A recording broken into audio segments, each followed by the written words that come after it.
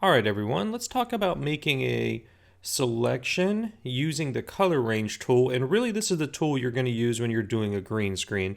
Now, the purpose of shooting with the green screen is it's a contrasting color to what most people have in their skin tones, because our skin tones are normally yellows and reds and things like that. And also our clothes. Our clothes, we like to wear the blues and things like that. So green is just not a color that looks good on most people, and it's not a color that we naturally find in our bodies. So it makes a great contrasting color when taking pictures, especially if the plan is to cut them out. Hence why they always use them in Hollywood movies.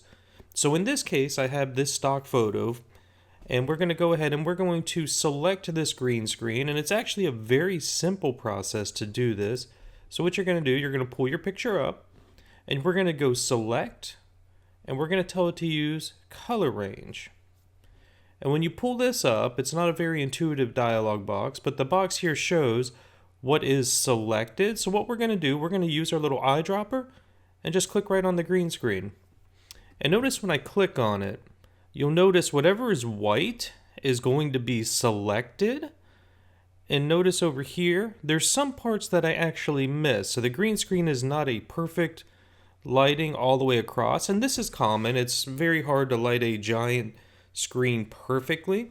So what we need to do is we need to add a little bit extra. So to add anything to a selection, you just hold shift and click a little bit over there. And now you notice this is looking really good. You can see in the corners there's still a little bit more. So as I work around, I can get that.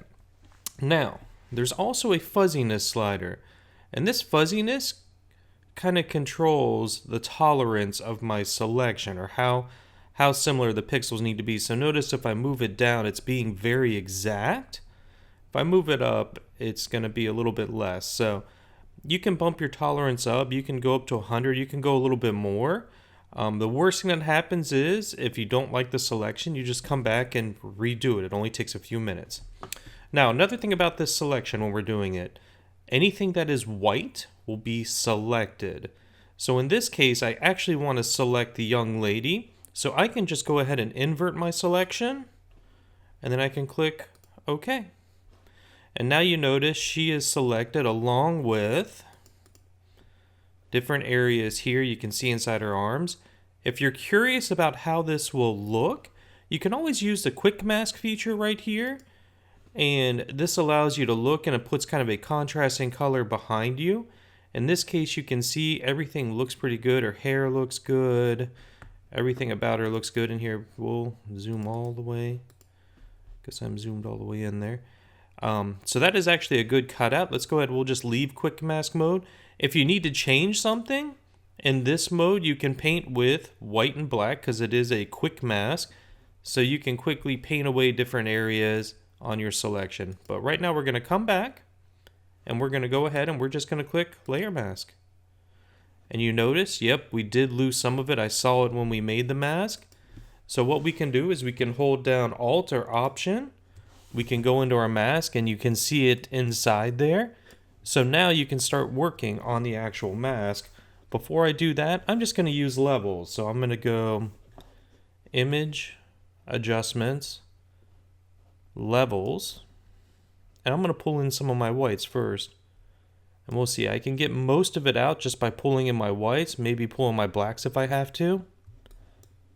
Now the next thing I can do is I can just take a paintbrush. So let's go ahead, let's grab a brush. We're going to turn it white, and I can just come over some of these parts and I can paint over them. So our tolerance was probably turned up a little too high, in which case we could always go back and redo it. But this shows you that with a mask, anything is editable, anything is changeable, so we could always come back and make changes. Make my brush a little bit bigger. I'm just pushing the bracket keys to do that. Make sure all these details are done.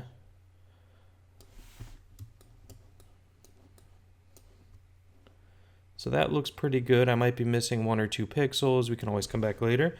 Now to get out of this, I just hold down the Alt or Option key, click on the mask, and now you see she looks good again. If you want, you can add a layer of color behind it and use a contrasting color, something a little different than what you had before. So I'm just going to say fill, using foreground color. There you go. And now you can see she actually looks pretty good. I don't see anywhere that it looks bad. So now that we have her cut out, we're going to go ahead, we're going to make our new file. 8 by 10, 300 pixels. We're going to go ahead and say create. And for this one, I have a background. Sorry, it is on another screen here. So let's go ahead, let's open up our other background. And this is an antique brick wall. And I'm going to go ahead, I'm going to copy and paste this into my new file.